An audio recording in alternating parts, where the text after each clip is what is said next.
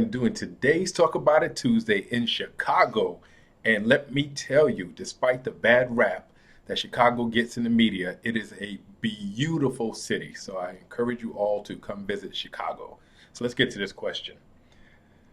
What are some things that everyone needs to do in order to pass on their wealth legally and with as little friction as possible? Now, this is a fantastic question because everyone, I mean everyone, needs to do some things to prepare for that ultimate time when we all pass on.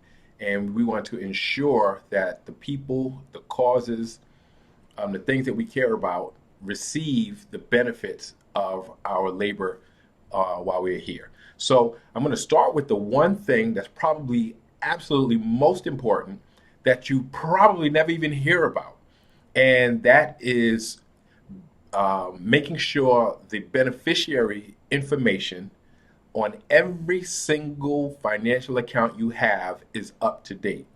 So you're probably saying, well, what in the world is that? I didn't even know there was beneficiary information. Every bank account, every investment account, every retirement account, pension, life insurance, everything has a section where you list a beneficiary. So if you pass on, they get the benefit, they get the wealth from that type of account. And if you have no beneficiary listed, it will go to probate. And that means the state will decide who gets your investment in money, your bank account, all these other things. Important also, when I say keep it up to date, relationships change. And oftentimes, relationships change and people forget to update the information. And the person you least want to have your money when you're gone will end up with it. So make sure it's not an ex, make sure it's not an estranged family member, make sure it's not the cause you no longer care about who is the beneficiary listed on those accounts because they'll get the money. So make sure your beneficiary information is filled out and updated as needed. So that's important. The next thing is what most people hear about is a will.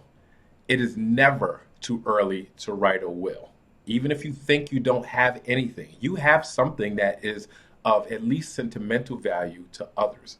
And if you have children, it will at least leave instructions as to who you would prefer to take care of your children.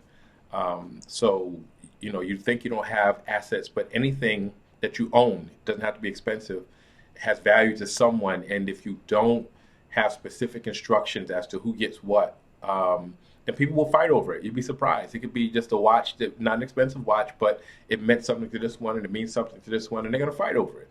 So to prevent the fighting and bickering and hard feelings that come along with, people trying to divide your stuff, write a simple will. And again, some people don't like to think of it because they think it's morbid, but we never know when we're going to go. It could happen at any time. So get on your will. It's not hard. You don't need an attorney to do it. If you go online and you Google the requirements for your state and you download a template for your state, you just kind of fill in the blanks, and you have it witnessed. Some places need one witness, some need two, some need three, some have to be notarized. So just look up the rules for your state, and when you do your will, make sure someone knows where the original copy is, and make sure if you have when you name an executor or executrix that they know that they have a copy, and maybe place a couple of strategic copies in other places and make it known where they're at. So there's no, again, and if you update your will, which you probably will over time as you gain more assets or your situation changes, that your kids grow up or, whatever, then again, make sure everybody who needs to know knows that you've updated the will. So there's not, again, this fight. Hey, I have the original will. No, I have the original will. And again, relationships change. You might want to take somebody out of the will. You might want to add somebody to the will. So that's important. If you have expensive assets, or you just want to avoid probate altogether and you have assets you want to just transfer, then you can use a trust. So I suggest you use a revocable trust, not irrevocable, while you are alive, because upon death it becomes irrevocable, means it can't change. But again, relationships change, your needs might change. If you do an irrevocable trust while you're alive, you can never change it. So do a revocable trust, and on transition, it becomes irrevocable. That's a little more complicated, but you can do it yourself too. You can kind of, there's instructions online, there's these little companies online that allow you to do it really inexpensively. Not a difficult process. So don't run from it because you think it's expensive or you need an attorney. You do not.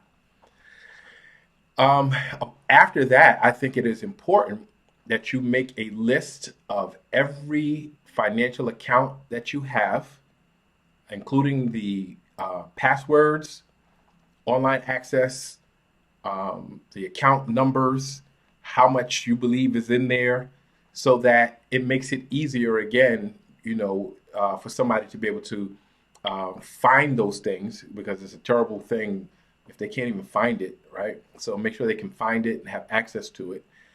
Make sure they have access to all of your liabilities and debts too, so that they can contact those creditors and let them know that you've passed, and you should probably leave instructions on how you want to handle it. Are they going to pay it from the estate, or are they going to just not pay it? And most creditors won't go after. I mean, unless it's large, like a mortgage, won't go after your stuff. So you should leave instructions if you have large assets like a home. How should they dispose of it? How should they, if they're going to keep it, maintain it? What does it cost to maintain? What are the taxes? What are the expenses? How should they handle that? So make sure you leave instructions, clear instructions on what to do with that, what it costs to maintain, what you think the value is. So if they do sell it, how much they can get for it. That's important. I think, yeah, that's kind of, just really leave instructions for, leave an accountability of everything that you have. Like I said, obligations that you have, financial obligations, income, retirement accounts, insurance, leave all that information where it's easily accessible, and they have the account information and all that, and values. So that's important. Um, that's pretty much the gist of what everyone should do. And then there are specifics, based on specific needs. So I'd love to hear your comments, what you think maybe should be added. Love to hear your questions based on that. But please like, share, subscribe, keep the questions coming, and I'll see you next Tuesday.